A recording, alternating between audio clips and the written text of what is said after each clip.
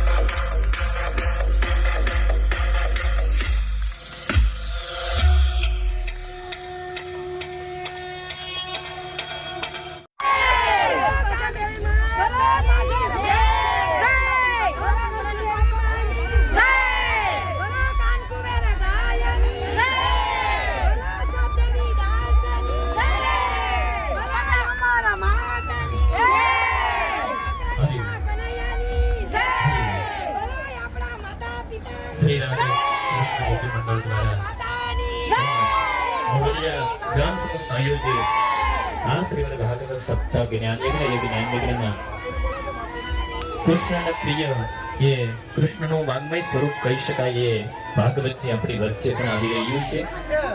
દરેક બહેનોને મારી ખાસ નમ્ર વિનંતી કે પેલા પોથીજી છે એ ત્યાં ખોડિયાર માતાજીના ચરણમાં ત્યાં સ્પર્શ કરવા જવાની છે. ત્યાર પછી જે બહેનો છે એ ત્યાં ભાગવતજીનું સામયું કરશે. પૂજ્ય શાસ્ત્રીજી છે એ ત્યાં ખોડિયાર માતાજીના દર્શન કરી અને અહીંયા વ્યાસપીઠ પાસે આવશે.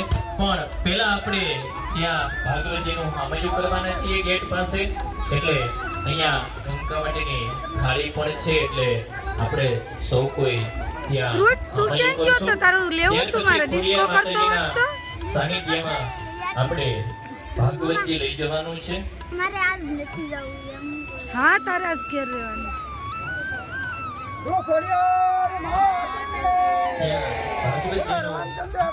આપણે ભાગવતજી લઈ જશું અને ખોડિયાર માતાજી પાસે ભાગવત ગયા પછી અહીંયા આપણે ભાગવતજીને લઈ આવવાના છીએ. એટલે દરેક યજમાનોને દરેક ભાવિ ભક્તોને મારી ખાસ નમ્ર વિનંતી કે ત્યાં સામયોની પણ વિધિ થઈ રહી છે. જ્યારે ભાગવતજીના આવડા મોટા તેડા થઈ રહ્યા હોય ત્યારે ત્યાં સામયું થઈ જાય. ત્યાર પછી આપણે ભાગવતજીને ત્યાં ખોડિયાર માતાજી પાસે લઈ જશું અને ખોડિયાર માતાજી પાસેથી આપણે અહીંયા ભાગવતજીને લઈ આવવાનું છે. જે મંડપમાં આપણે ત્યાર પછી જ મંડપમાં અહીંયા લઈ આવશું એવી ખાસ નમ્ર વિનંતી. જ્યારે આવડું મોટું ભક્તોને મારી ખાસ નમ્ર વિનંતી કે આપણે સૌ કોઈ આ યજ્ઞ મંડપમાં કોઈ ચપ્પલ પહેરીને ન આવીએ એવી મારી ખાસ દરેક વ્યક્તિઓને વિનંતી.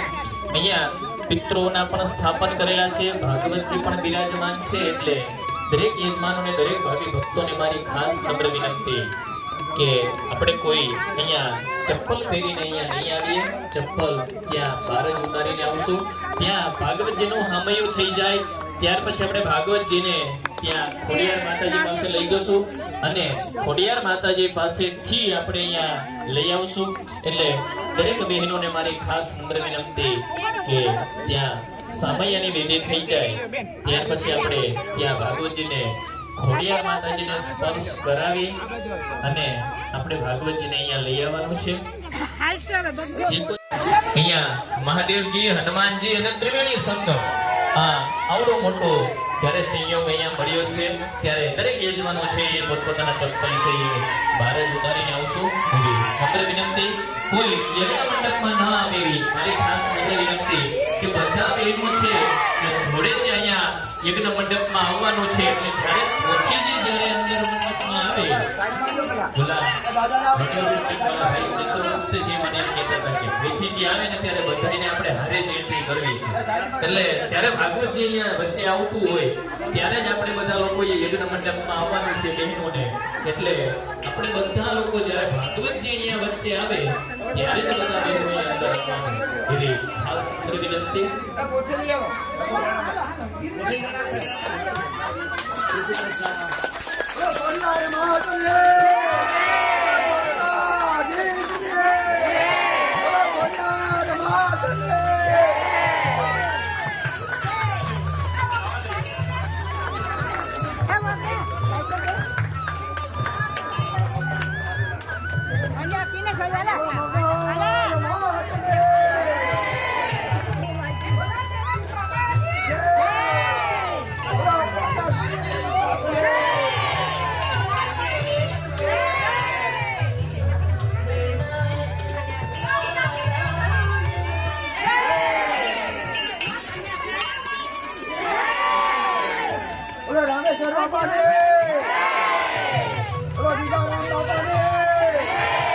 રામ બાપુ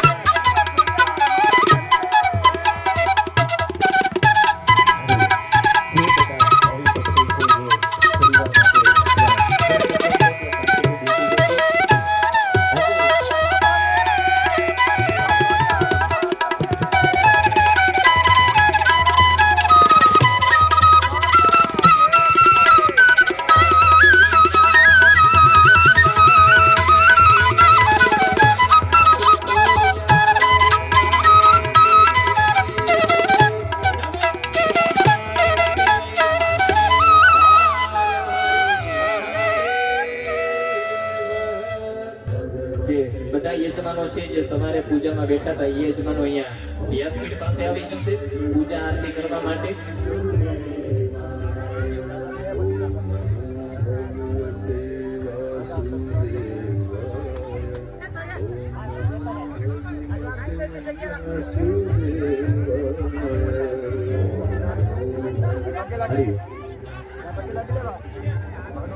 હરિઓમ.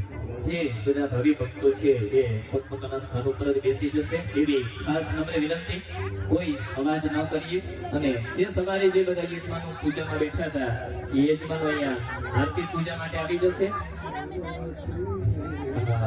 બધાય ખબર, બધાય થાકી ગયા છો, અહીંથી ઊભા થઈને બધાને જમવા જવાનું છે.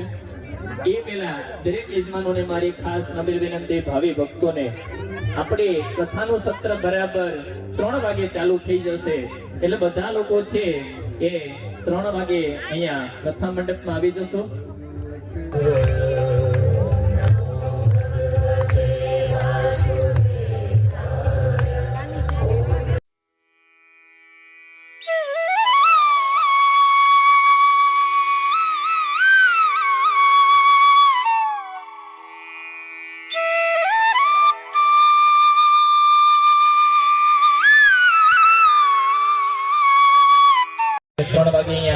હાજર થઈ જશે. જ્યારે પૂજ્ય શાસ્ત્રીજી પોતાના નિસ્થાન તરફ જઈ રહ્યા હોય ત્યારે આપણે સૌ કોઈ પોતપોતાના સ્થાન ઉપરથી ઊભા થઈ તાલીઓના નાદ સાથે પૂજ્ય શાસ્ત્રીજીને આપણે અભિવાદન કરીશું. અને જ્યારે શાસ્ત્રીજી જ્યારે કથા મંડપમાં આવી રહ્યા હોય ત્યારે પણ આપણે પોતપોતાના સ્થાન ઉપરથી ઊભા થઈ અને શાસ્ત્રીજીને તાલીઓના નાદ સાથે અભિવાદન કરીએ. પ્રેમથી ભાવથી અને હરિનામ સંકીર્તન સાથે.